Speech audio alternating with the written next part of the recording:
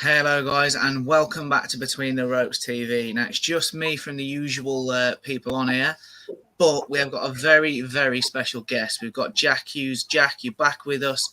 Pleasure to have you, mate. You all good? All good, mate. And as always, thank you for having me. No, pleasure to have you on. Pleasure to have you on. Now, guys, I don't really know where to start. Obviously, it's been a bad week for boxing as a whole, particularly British boxing. As we'll all know by now, Chris Eubank Jr., Conor Benn, has been cancelled due to Conor Benn's failed VADA drugs test. Now, I stipulate that it's VADA, and we'll get onto that all in good time. But I think the best place to start, and again, I've said it the other week when Jack joined us, if you don't follow Jack, make sure you do. His handle's there on his screen. I'll post it again in the description. But Jack, you weren't surprised by this cancellation. Do you want to just tell everybody why you weren't and break that down for them? Yeah, I wasn't. I predicted that this fight would never go ahead 2 months ago when it first officially got announced. I've been around the sport now for a very long time, 10 years in total, and 6 years as a pro. Boxing, it has progressed in a very weird way, and it's become more of like a TV show and kind of like a WWE style kind of thing. Like, long gone are the days where two fighters would just sign a contract, get into the ring and fight. Them days are long gone. It's all kind of like a circus act now. And for some reason, when the second this fight got announced, I just knew it was never going to take place. It was just it was too much of like a fairy tale story for it to ever take place. So as I said, I predicted this months ago. And then, and then obviously, lo and behold, it hasn't come to take place. Literally, like 2 days before it was scheduled to happen, and people act like they want to be so shocked, but once you really know the ins and outs of boxing, you do kind of come to expect these things. No matter how much money the fight generates, no matter how hyped it is, whether the venue's booked, the undercard's booked, the tickets are sold. It doesn't matter. The fights can, like, they'll pull them in a heartbeat if they have to. Obviously, within valid reasons, this one was pulled, but I knew something was going to happen, whether it be weight issues or someone got injured or something. I just knew it was never going to happen. And as I said, as we all know, lo and behold, it didn't. But it was just too much of a fairy tale. No, well, this is the unique reason for obviously having you join us. So we're lucky to have you. As a fan, I think it's fair to say, you had people that were really shocked the fight's not took place.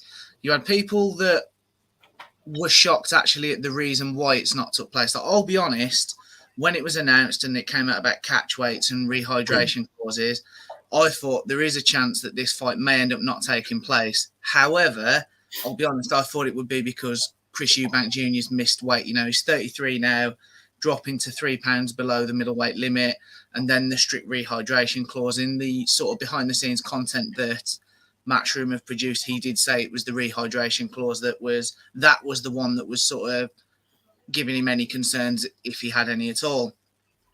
So I was quite shocked, obviously, for the reason, it's fell through his Conor Benn and it's obviously a failed drugs test. Do you subscribe to any of that sort of theory, Jack, or are you not too shocked by it all?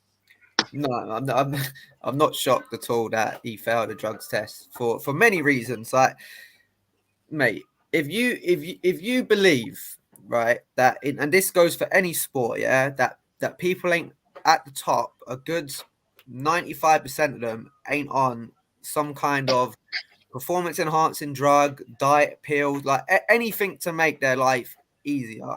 You're very, very, very naive, right? If you lined up 50 boxers in front of me, yeah, and you told me that you picked them out and you said this one, this one, this one, and this one are all on drugs, I wouldn't be shocked. I would be more shocked if you told me that this one, this one, this one wasn't on drugs. So, and unfortunately, that is the very sad world we live in. And I was the biggest, because I've got drug-free tattooed on my body. So I was the biggest, advocate of, as soon as someone come out on that they was on drugs, like, oh, that's blasphemy, you know, you can't do that. And I would plaster them all over socials and everything. But a couple years ago, it come to the point where I had to face a real harsh reality that all my heroes were on drugs, unfortunately. And at the end of the day, you know, it is a level playing field at the end of the day because they're all on it. So that and people need to come and just face reality with that thing. You know, you can blast them as much as you want, but and obviously this is just speculation, so you can't say that I've said he is, but there's just as much chance as Chris Eubank is on drugs, and so you know, his life probably isn't in danger. I mean, well, but at the end of the day, both of their lives are probably in danger because they're both taking some kind of performance enhancing drug. So, you know, you can't be naive and just blast people and say, oh, drugs eat this, drugs eat that. But when they're all on it, so you have to face reality and just accept that they're all on it. And when it comes out, just be like, well, you know, I expected this in the first place. Yeah, I mean, I think from a fan's perspective, and it sort of relates to the video that you put on Instagram yesterday. And again, guys, check that out if you haven't. I suppose I would say, so you referred to as the fairy tale world that obviously fans live in. And I would, if I'm honest, especially since we started this channel, I would sort of say, you know, you've got 1 foot in that camp and then you've got 1 foot in, your eyes are being slowly open to, you know, what can go on.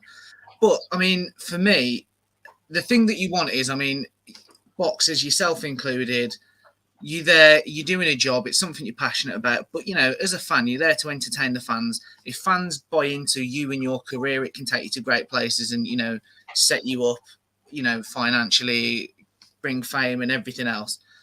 But for me, a boxer should milk every last penny they can out of the sport. And I've got no issues when, within reason, with pay-per-view prices and all that. I don't mind too much because I think, you know, if I was getting punched in the face, I'm going to want to get paid as much money as I possibly can get out of the job.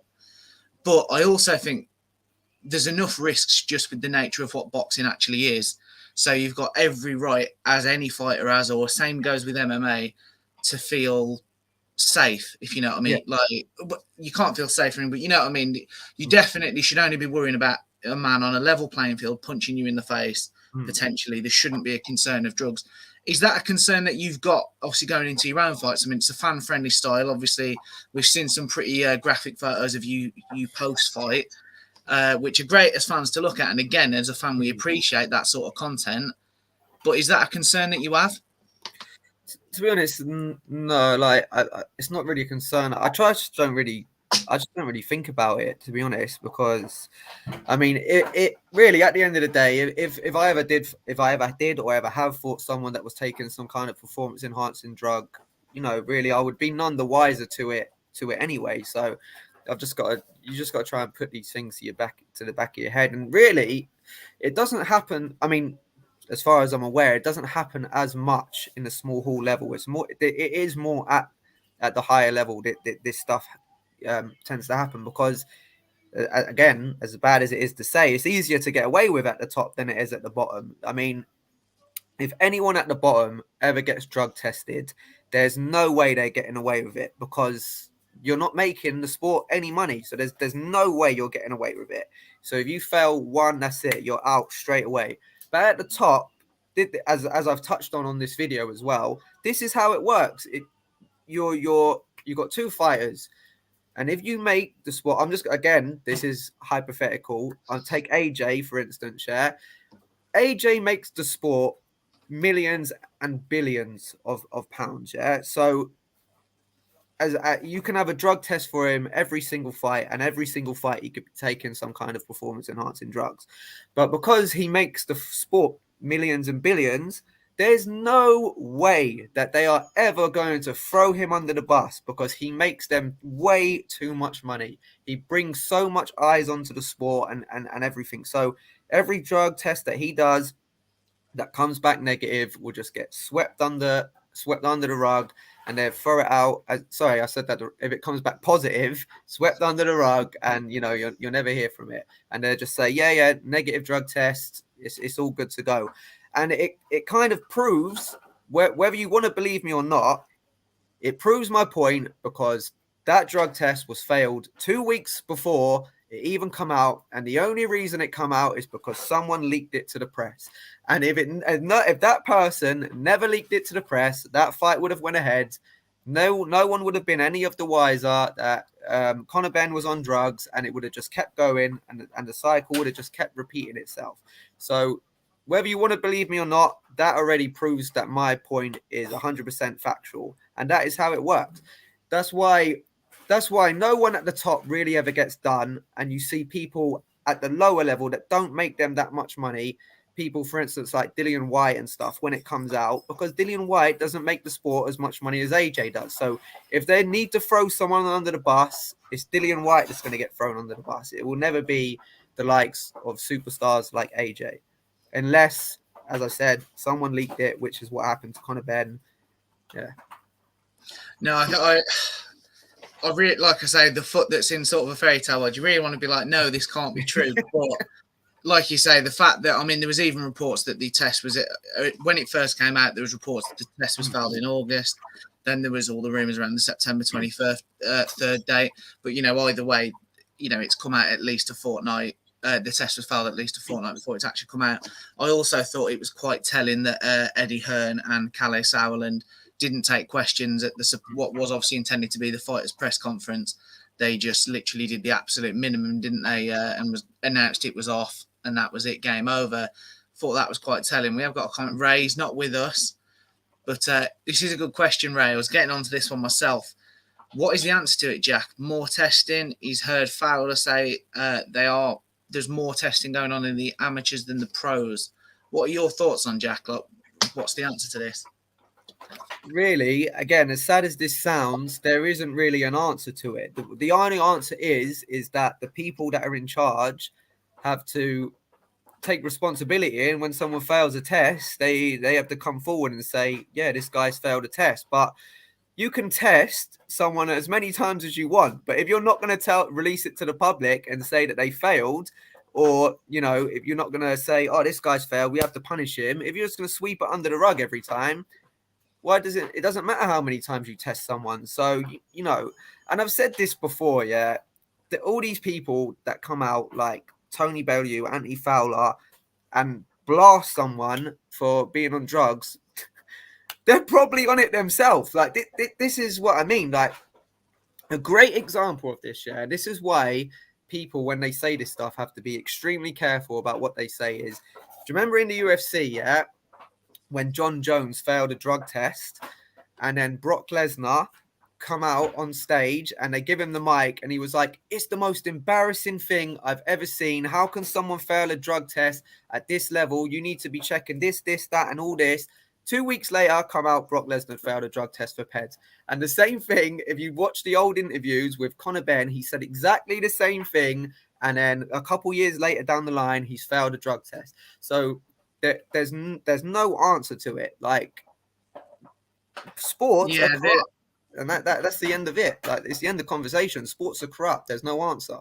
Yeah, the other telling thing I remember with Brock Lesnar as well, anybody that follows sort of the WWE, he's also not in their doping program, is he? It's because he's only classed as a part-time performer, which is also, I mean, we're years on from that incident with the UFC, but it's also quite telling he's obviously still doing whatever it is he's doing.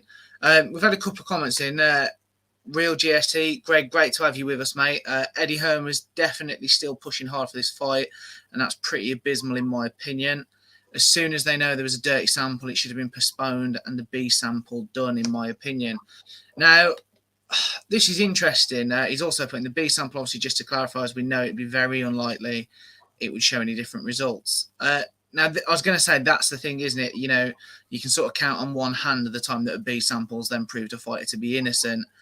So it's tough. I do think, and I never get the delay. I know Dylan White had it when he fought Oscar Rivas, didn't he? It was like months before the B sample results became public knowledge. And I never get that, because for me, if you're a multimillionaire athlete trying to clear your name, you'd be paying whatever you've got to pay to get that lab done and get that B sample tested. So it's bizarre. I do agree. I mean, Ray's back. Jack should kind of compensate the undercard fighters. Again, this is an excellent point, and thanks for bringing it up, Ray, because I have to admit, big purses involved, you know, for Eubank Jr. The undercard wouldn't be doing too badly either, and obviously they get paid when they fight. It's them that you sort of feel really sorry for as a fan, and also fans who bought a ticket, who've paid for travel, accommodation. Obviously, it's all well and good Matchroom saying you can have your ticket money back, but you know that doesn't compensate them for potential hotel rooms, does it, in London? What are your thoughts on this, Jack? You know, should Conor and Matchroom be looking at compensating undercard fighters?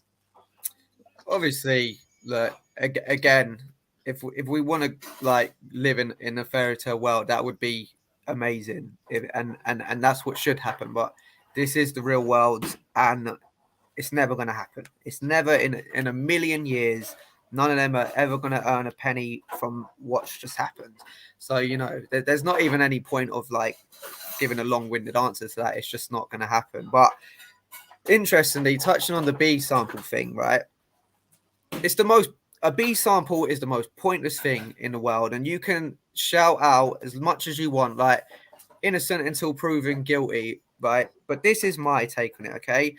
If you fail a drugs test, yeah, first of all, it is extremely unlikely that you are going to get a false positive from anything, let alone a drugs test, yeah.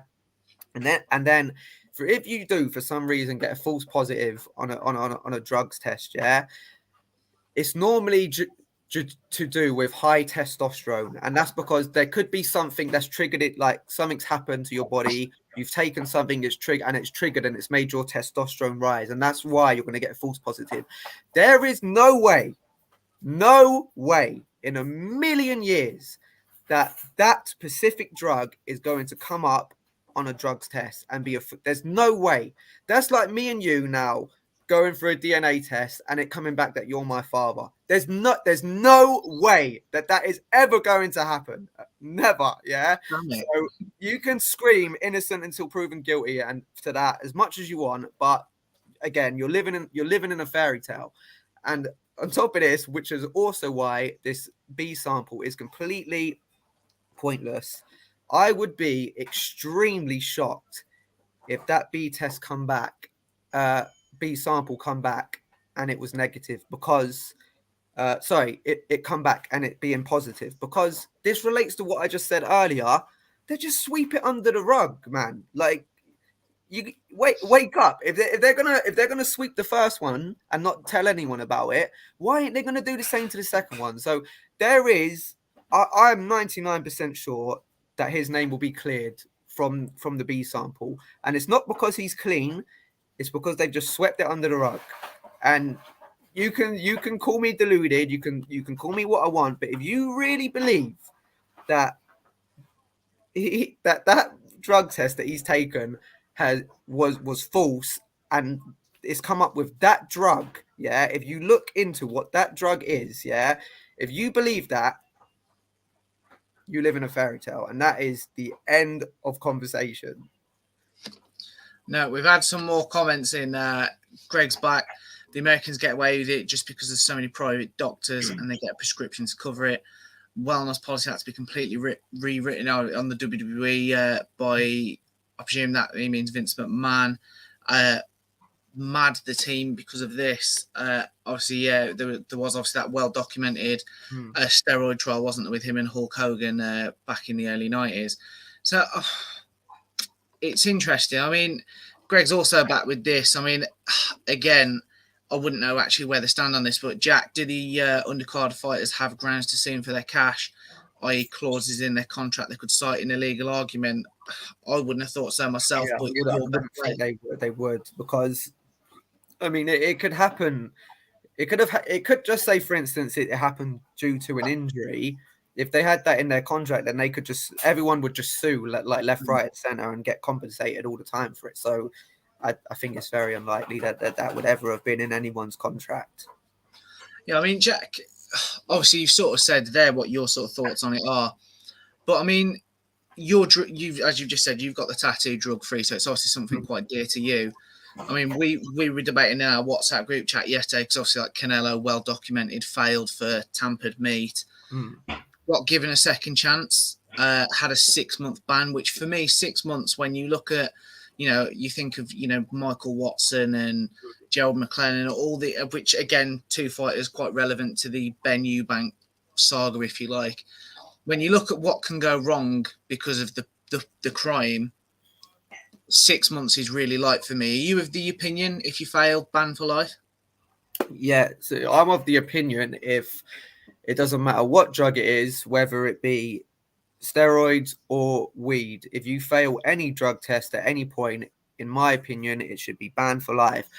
Again, I'm very strong on the whole drug thing, and I believe that at the end of the day, professional athletes are role models to young kids. So for me, if I'm walking around and I fail a weed drug test and I'm like, oh, it's only weed, it's this, it's that, I'm a role model. And if the kids see that, then kids think, oh, well, it's cool to take this drug, it's cool to take that drug.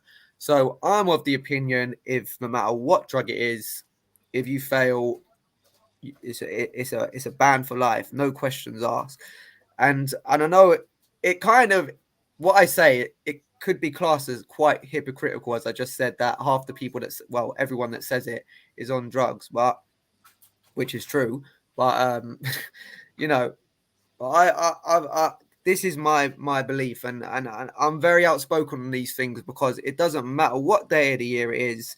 If you drug test me, it's going to come back negative every single time, and I'm never going to get away with that. As I said, I'm never going to get away with that. Oh, it come back positive, because I don't generate money, so no one's ever going to sweep it under the rug for me. I've been clean my whole life. The only tablet I ever took was like a supplement tablet, and that was a year ago. And I took it once and never took it again, because I don't believe in these things. Like, I did it because my trainer at the time wanted me to take it, but I don't believe in these things. Like, I'm 100% natural. When I'm ill, I don't take tablets. I don't take medicine. I just get on with it. So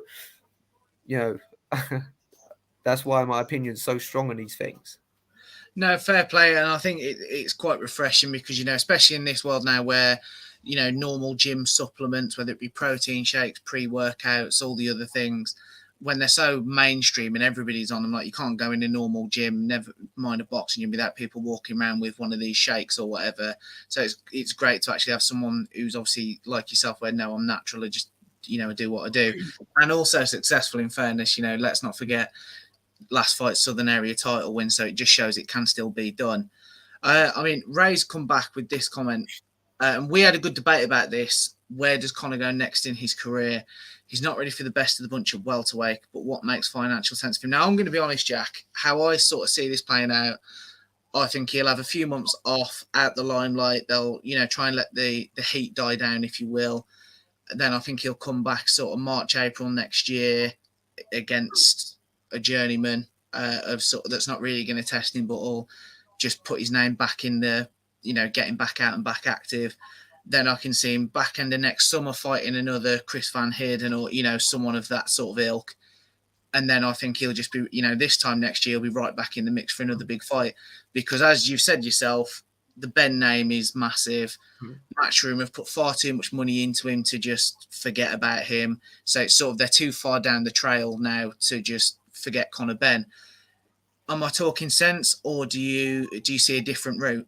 Oh yeah, no, you're talking sense, because the sad thing is he's more marketable now than he ever was before, because he's the villain in every story now. So they can, where they've marketed him as the good guy, now they can market him as the villain, and everyone's going to pay now to tune in to watch him lose. So he's more marketable now. So it's incredible how, like, these things work out, really. But that is the sad reality we live in, that now the sky's the limit for him, and it shouldn't be, but it is. Yeah, I have to admit, we were sort of joking about it in our chat, and it was like how at the start of the week it was sort of a win-win for Conor Benn, because if he'd have lost, it was, he's coming up in weight massively. Eubank Jr is more experienced and all the rest of it. And then within, a press release about a failed drug test, it's completely swapped. And I think credit to Chris Eubank Jr, it became a win-win for him. Obviously, longer term anyway, because I think he's come off really well with it. How he handled it seemed dead professional. If he just bored himself, he was on weight and everything. Sauerland confirmed that yesterday. I'd have been fuming. I mean, quite clearly, I'm not great at managing weight. So if I'd have been boiling myself down, I'd have been absolutely seething. So I mean, where do you think Chris Eubank goes from here? Because they have said that they might look at, depending on the investigation, whatever comes of that, they may actually look at rescheduling the fight. Can you see that happening, or do you think he goes a different route? Well, yeah, I can see it happening, but I've always said that I think if when this fight probably does happen, it will be a bit later on down the line, maybe 2-3 years, when Chris Eubanks, needs a payday. Well, not a payday, but needs his final big payday, and that will probably when this fight will happen. But it could happen next year. But you just never know. But again, Chris Eubank is obviously more marketable now, because it's funny because I always relate boxing to WWE, because it is just like it.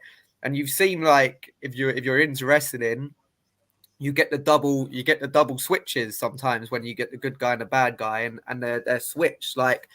And it's kind of worked out exactly like that, like Chris Eubank is now the good guy in everyone's eyes. And now he's paying for people's laser surgery removals, and like he's the good guy now. So it'd be interesting to see, like, when he gets his next press conference, like how he comes off and so on and so forth. Because, when they do decide to make this fight again, Chris Eubank's going to be the good guy and the hero, and everyone's going to be rooting for him now. And like, so it's amazing how similar, whether you like to believe it or not, the two sports actually are.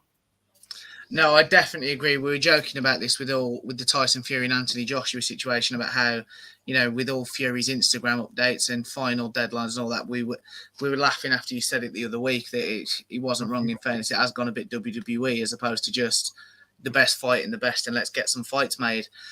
Greg's back. Who do you see as a good fight for Eubank Jr. next, Jack, if he's really wanting to chase a world title?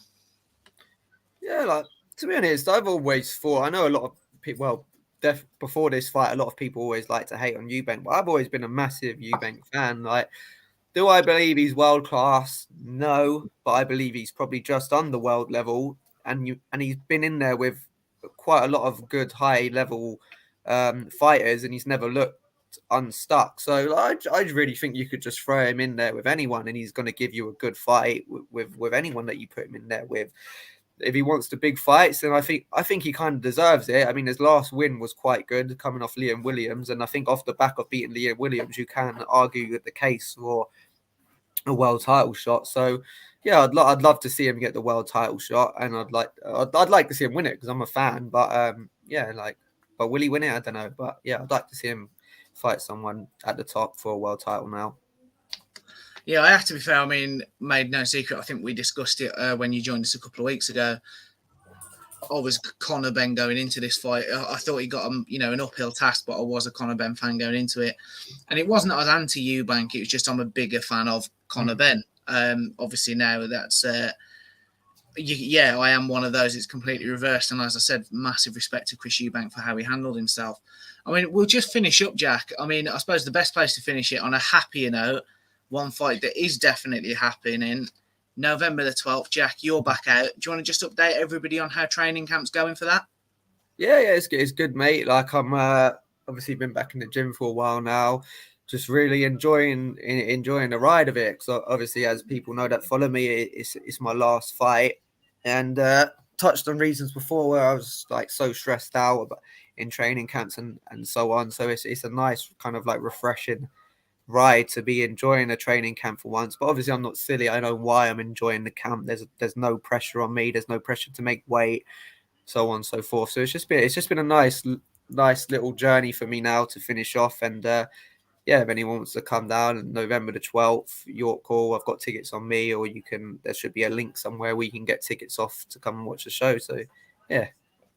Well, yeah, I was going to say, I'm going to change that slightly, Jack. Guys, go through Jack's Instagram if you want tickets. Message him directly. He gave us some great insight a couple of weeks ago about how that can help out the smaller hall fighters. So definitely do that, guys. I'll drop Jack's social media in the description. And yeah, get behind him. Don't forget November the 12th. We will have Yas there. Yas is very excited about it. I'm a bit gutted because I can't go because of a stag do. But hey ho, Yas will be there, and we will be bringing some post-fight content for that. So that's something to stick in your diaries, guys. Jack, thanks for joining us, and thanks for this insight. I mean, we can't get it anywhere else, so we really appreciate it, mate. You're welcome, mate, and thank you as always for having me. Brilliant. Cheers, guys.